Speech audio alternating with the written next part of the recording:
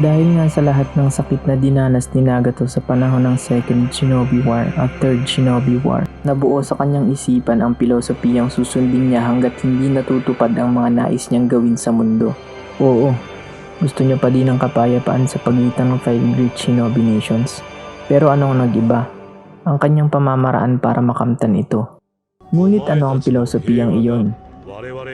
Ano ang pamamaraan na gusto niyang mangyari para makamtan ang matagal na nilang pangarap na kapayapaan para sa mundo? Una, naniwala siya na ang kapayapaan ay hindi makukuha sa pagkakaisa ng mga tao, na hindi malalaman ng bawat isa ang tunay na kahulugan ng kapayapaan. Ipinagpatuloy niya ang Akatsuki, ngunit ginamit niya ang katawan ni Yahiko at iba pang mga ninja na namatay sa Second at Third Shinobi War, o mas kilala na Six Paths of Pain. Hindi ko na din muna palalalimin ng mga detalye tungkol dito. Sa halip gagawa ako ng video na nagpo-focus lang sa Six Paths of Pain. Mas tumutok si Pain sa resulta ng kanyang mga gawa at hindi sa kanyang mga patakaran at pamamaraan. Kung kaya't mula dito ay nakipagtulungan siya kay Obito para mag-recruit ng mga rogue ninja mula sa iba't ibang mga bansa. Ang kanilang pakay ay kunin ang Nine-Tailed Beast at pakawalan ito sa mundo.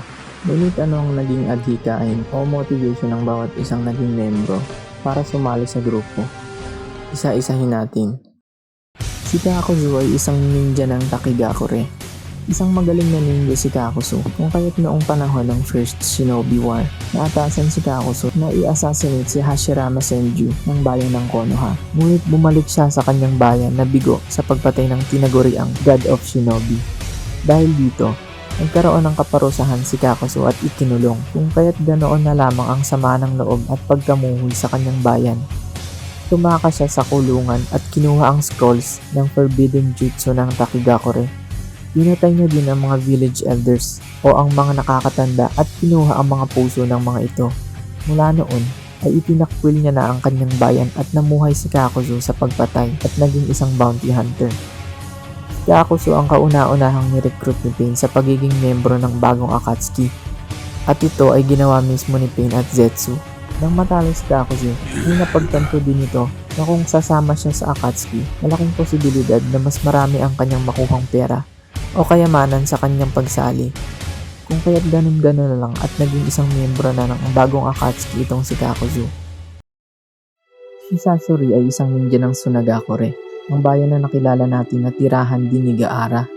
Katulad ni Yahiko, Konan at Nagato, ay isa ding ulilang lubos itong si Sasori.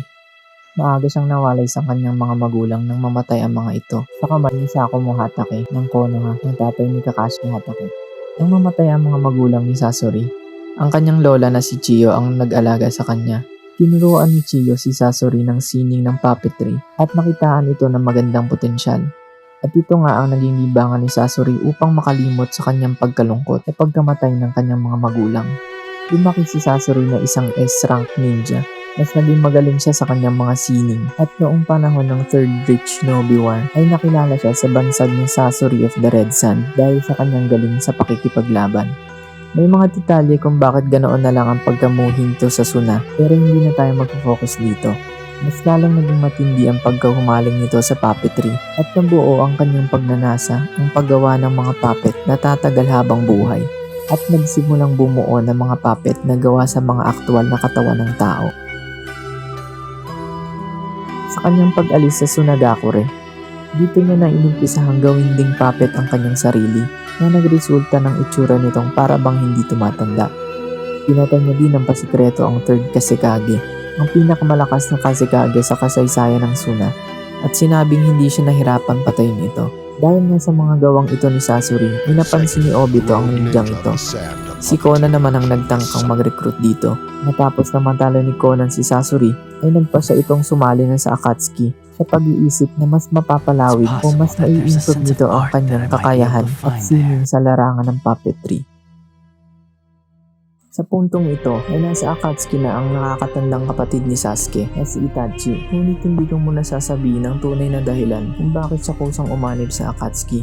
Si Itachi ang may isa sa pinakamagandang kwento at karakter sa kasaysayan ng Narutoverse at isa siya sa mga dahilan ng mga bagay na malaki ang epekto sa Konoha. Taliwas sa alam ng marami, siya ay pinakatapat sa kanyang bayan ng Konoha. Ito ang susunod kong gagawin na video kaya subscribe ka na para malaman mo ang istorya ni Itachi. Si Kisame Hoshigaki ay isang ninja naman ng Kirigakure o Hidden Mist. Sa mga oras ng pagre-recruit ni Conan at Pain, si Kisame ay naatasan ng kanyang superior na si Fugoki Suikaze na bantayan ang Secret Intelligence Group na Cypher Division. Sa kasamaang palad ay na-corner ni Ibiki Morino ng Konohagakure ang grupo. Dahil kilala si Ibiki bilang isang magaling na interrogator ng Konoha, pinili ni Kisame na patayin ang Cypher Division dahil mas iniisip niya ang impormasyon na alam ng mga ito kaysa sa anuman. Nakatakas naman si Kisame kay Ibiki at sa mga ninja ng Konoha. Nang malaman ni Kisame na nagbebenta pala ng impormasyon ang kanyang boss na si Fugoki, pinatay niya ito at kinuha ang Samehada. Dahil sa mga nangyaring ito, at dahil naramdaman niya na ginamit lang siya para sa masamang balak ni Fugoki, pagtanto ni Kisame, ang mundo ay napupuno ng mga kasinungalingan. Pagkatapos nito ay nagpakita si Obito na nagpakilalang si Madara Uchiha at sinabi ang kanyang plano sa pangangalap ng Nine-Tailed Beast. At eventually, ang Eye of the Moon plan. Aakit si Kisame sa planong ito dahil naniwala siyang dito makakamit ang tunay na katotohanan sa mundo. Si Orochimaru ay isa sa mga tinaguriang 3 legendary sanin ng Konohagakure. Meron siyang ambisyon na malaman ang lahat ng sikreto sa mundo. Kung kaya't ganoon na lang ang kanyang obsession para maging immortal para makamit niya ang kanyang mga pangarap sa buhay. Noong malaman ng Konoha na siya ay gumagawa ng mga hindi etikal o masasamang eksperimento sa mga tao, pinili niyang umalis sa Konoha at magtago kaysa pag-usigi ng kanyang bayan na Konoha. Sa mga oras na iyon ay may alam na rin si Orochimaru sa Akatsuki. Alam niya din na nasa Akatsuki na din si Itachi, kung kaya't kinumpronta ito ni Pain at Sasori para patayin dahil marami na siyang nalalaman. Naglaban si Orochimaru at Sasori. Ngunit tinangkang nakawin ni Orochimaru ang Rinnegan kay Pain pero hindi niya ito nagawa at pakita niya ang kapangyarihan ni Pain. Dahil dito, si Orochimaru ay nagpa siyang sumali sa Akatsuki at kinumbinsi si Pain na isali siya. Hindi naman nabigo si Orochimaru at pumayag si Pain dahil mas gusto nitong makamit ang mga kakayahan ni Orochimaru. I will be of great use, no doubt. At wala siyang pakialam kung mangalap ito ng mga impormasyon sa loob dahil alam ni Pain na hindi niya ito magagawa habang si Pain ay nandoon. Ngunit ang tanging kagustuhan lang ni Orochimaru sa pagsali sa Akatsuki ay makuha ang katawan at ang Sharingan ni Itachi at ang Rinnegan ni Pain. Si Deidara ay isang ninja ng Iwagakure. Siya ay nagtataglay ng explosion release kay Genkai na ginamit niya bilang miyembro ng Explosion Corps. Katulad ni Sasori, itinuturing din ni Deidara na singing o art ng kanyang mga likha. Kung kaya't hindi siya tumigil sa pagpapalawig ng kanyang kakayahan sa larangan ng paglililok o sculpture. Dahil dito, dinakaw niya ang Kinjutsu ng kanyang bayan upang masahin ang chakra at maging mga sangkap. Ginamit niya ito sa kanyang mga likhang bomba at ipinagpatuloy na hanapin ang kanyang kapalaran bilang isang artist. Itachi, Sasori at Kisame ang nag-recruit kay Deidara sa Akatsuki. Naglaban sina Itachi at Deidara at matapos na makita ni Deidara ang kakayahan ng Sharingan, laking paghanga ang nakita niya kay Itachi dahil napag-isip-isip niyang mas may ipapabuti o mas mapapalawig pa ang kanyang sining. Ito ang naging dahilan sa pagsali niya sa Akatsuki. Ginusto niya din na isang araw ay natalo sa isang laban si Itachi.